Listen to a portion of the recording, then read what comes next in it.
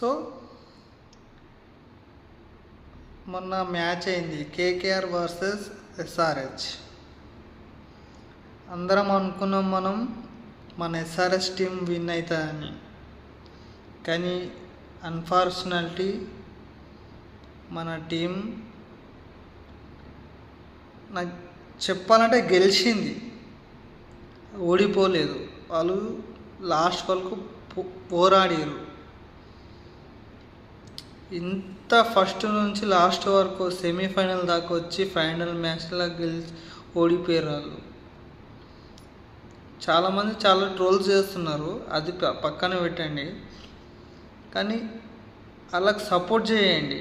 అలా ఎంత మనకెంత ఉంటే వాళ్ళకి ఎంత ఉండాలి. Please support.